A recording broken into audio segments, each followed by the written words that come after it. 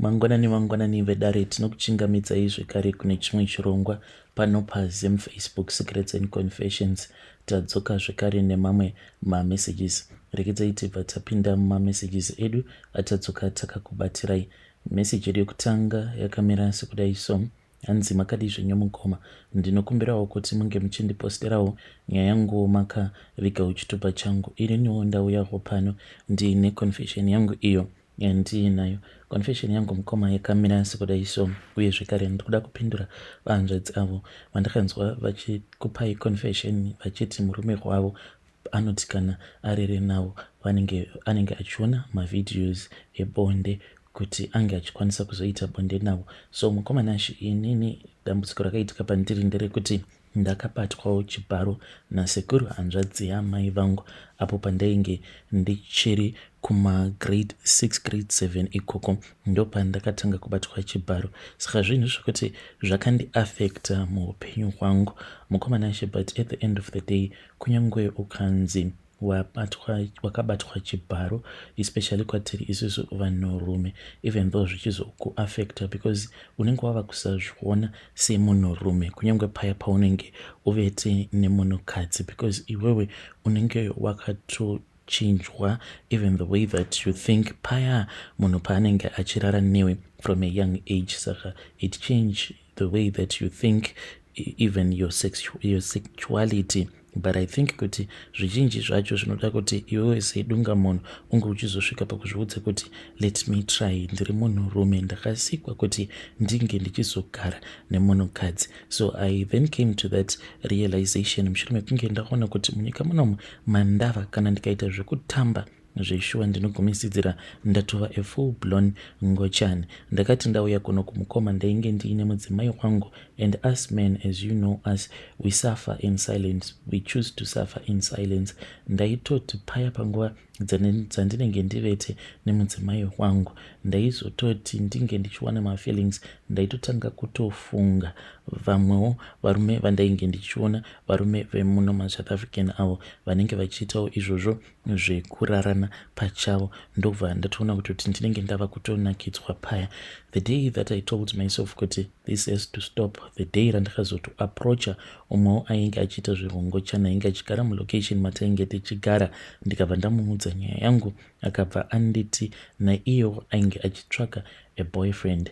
Mukoma ndakati ndava kumba ndirere paya ndichitaura naye pafoni, ndobva ndakabva ndazviudza kuti but this is very wrong what I am about to do. If I do this they won't be coming back from this. Ndokubva ndangomubloka murume uya ende ndakabva ndazotoita kuti ini nemudzimai tinge tichizobva mulocation muya ndainge ndava kutya kuti zvimwe kuda anokwanisa kuzondi-expose kana kundi-blackmaila so that ndinge ndichizoramba ndichidanana naye. But as for me it was not an easy journey because handina kungokaruka ndatomuka ndava kutoti zvinhu izvi handichazvide, even though mupfungwa dzangu ende nekunamata ndainge ndichinamata ndichiti Mwari zvinhu izvi handichazvidi, but zvaingoramba zvirimo mumwoyo mangu ndichiti ndikatotarisa vamwe varume ndotoona kutoti murume uyu anofanira kutoti ange achitombondigadha because with the way that he is handsome. But ndaiti kana ndikangopindwa nepfungwa idzodzo then I will quickly bring back my wife into my mind. Ndobva ndati but ingawani mudzimai wangu zvakanaka, ndobva ndatiita sekunge ndinozvimanikidza kuti ndinge ndichichiva mudzimai wangu. So a little bit by a little bit ndakabva ndatanga kuva attracted kumudzimai wangu because ndaitoti dzimwe nguva ndiri kubasa zviya, like ukafunga mukadzi wako sikarudzi yako inenge ichifanira kuti inge ichitomboreacta, but yangu yaisambomira zvachose. But ndakazoti zvino ndazvipa that task yekuti I just want to try. Ndakangozviudza kuti I want to try for a week to love my wife and to just tell myself kuti ndava kuda vanhukadzi not kuda vanhurume. Mukoma, it was hard, but little bit by little bit I started to develop my feelings. Zvakatora nguva hama dzangu handiri kukunyeperai until right now I think ndiri munhu anganzi I recovered from that feeling. Saka vazhinji vakabatwa chibharo, varume vakabatwa chibharo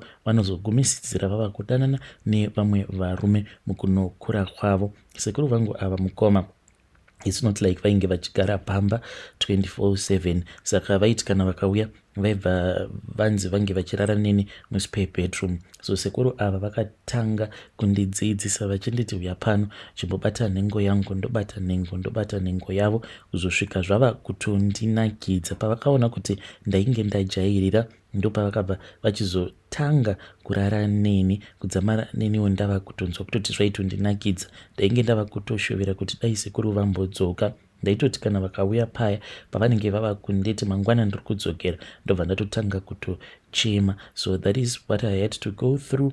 And as a man I am still suffering because handina wandati ndakwanisa kuudza nyaya iyi. Ndimi vekutotanga mukomanashi to tell you I don't know why ndangosvikawo pakuti let me trust you enough with my own confession, but ndangonzwira mother vaya avo tsitsi because the same thing that she is going through, that is what I had to make my wife to go through, but she did not know what was happening to her husband. But now at least I want to thank God kuti ndakazoita a full recovery. So I want to encourage vamwe varume kunzewo kuvanenge vakabatwa chibharo, they need to know kuti it's all in the mind. Kana ukanyanya kufunga nezvazvo ndopa zvinokuaffecta, but at the same time ukazviudza kuti biologically I am a man, I am defined as a man, then your mind can come back because you are not a woman, you are never going to be a woman. Ucharamba uri murume semasikirwo awakaitwa naMwari. Vedare ndo message iyo yandakatumidzirwa ichibva kuna mukoma vedu. Please ngatizame kuti tinge tichitaura navo mukoma vedu avo mucomment section. Zvakangoma hazvo vedu we, ngatitaurei navo mucomment section. Regedzai vataenda panyedu inotevera. Nyedu inotevera yakamira sekudai so. Hanzi makadi zvenyu mukoma, ndinokumbirawo kuti munge muchindipostirawo nyaya yangu makaviga chitupa changu. Ininiwo ndauyawo pano ndiine confession yangu iyo yandiinayo. Mukomanashi pandainge ndichiri kuchikoro ndakamborova umwe mukomana because tainge tichitawo zvebullying. So mukomana uyu ndakati ndamurova. Mukomana ndokubva afenda akazonogara kuchipatara for a very long time. Nanhasi uno mukomana uyu pfungwa dzake dzinotoita sekunge munhu asina kukwana like so. Saka zvinhu zvokuti zvinondirwadza pose apo pandinofunga nezvazvo kuti but mukomana uya dai ndanga ndisina kumurova that day, zvimwe kuda angadai asina kuzosvika pakukuvara to such an extent yekuti angadai asina kuzokuvara to such an extent yekuti now ava kuita sekunge munhu asina kukwana. Ndinodawo kubvunza kubva kune vedare renyu kuti how do I go on about this? Ndinofanira kuti ndinge ndichizivisa aniko kuti zviya zvandakaita patainge tichiri kuchikoro I think kuti ndo zvakakonzeresa kuti murume uyu apote achiita nguva dzekuti anoita sekunge anombopota achipenga. Uye zvekare kana ndikanzi ndinenge ndaudza someone else handizosungwi here, or must I just remain quiet? So far ndakamboudza mudzimai wangu, so mudzimai wangu iye akabva angonditi it is far much better kuti mungoramba zvenyu makanyarara, mistakes they do happen in this world. But murume uyu chinondirwadza ndechekuti iye anotogara munharaunda umo mandinogara zvekare, saka ndinotongogara ndichimuona. Zvinova zviri zvinhu zvekuti zvinondirwadza vedare. Ndinodawo kuti mhuri yeZimbabwe inge ichindibatsirawo ipapo. Vedare ndo message iyo yandakatumidzirwa ichibva kuna mukoma vedu. Ngatizame kuti tinge tichitaura navo mukoma vedu ava mucomment section. Regedzai vataenda panyedu inotevera. Nyedu inotevera yakamira sekudai. Hanzi makadi zvenyu mukoma, ndinokumbirawo kuti munge muchindipostirawo nyaya yangu makavigawo chitupa changu. Ndauyawo pano ndiine confession yangu iyo yandiinayo. Confession yangu yakamira sekudai so.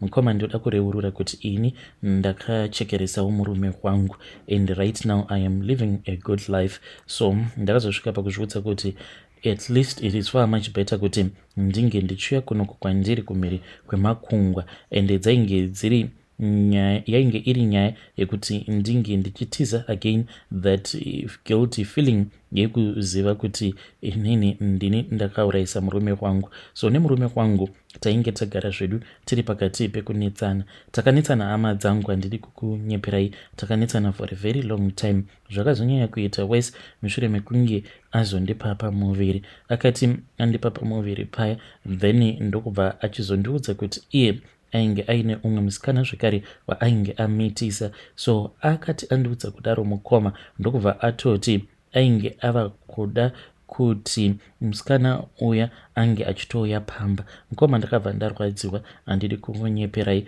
ndikabva ndazviudza kuti uyu munhu kauyu ainge achida kuti ange achitonogadzirwa. Ndakabva ndaenda paya, ndokubva ndaenda ndikabva ndanomugadzira, but mukuzonomugadzira kwandakazonoita mukomana ichi ndopandakabva ndazoudzwa nagogo vainge vachindibatsira, vakabva vanditi munhu wako uyu haudi here kuti tinge tichimuisa mugona. Panguva yacho I was very young, handiti kukunyeperai, ndainge ndichiri in my early 20s. Ndikabva ndati kumuisa mugona kwazvinomborevei? Vakabva vanditi gonaka haudi here gona remari? Ndikabva ndati naikoko kune munhu asingadi mari here? Of course inini mari ndinoida. Mukomana yacho ndakabva ndazonzi paya ndainge ndichazopiwa gona racho iroro, ndokubva ndazopiwa gona racho, but ndakanzi ndainge ndichifanira kuti ndinge ndichizoya nechipfeko chake chemukati. Ndikabva ndaita saizvozvo, ndokubva ndazoenda nechipfeko chake chemukati, vakabva vazochitora, ndokubva tazoita mhiko dzedu dzatakaita. Vakabva vanditi uya uyo ainge aine pamuviri pemurume wangu, ropa rake ndo ratainge tichazotanga kuisa mugona imomo. Hapana kana kumbotora 2 weeks, ndikabva ndaona murume wandei akadzoka kumba akasuwa. Ndikabva ndamuti ko chii chainge chaitika? Akabva azondikumbira ruregerero, akabva ati mukadzi wangu, handizivi kuti ndainge ndakambopindwa nei uye zvekare zvandakazoita. I think kuti ndo zvakazoita kuti musikana uya wandainge ndichidanana naye ange achizosvika pakufa.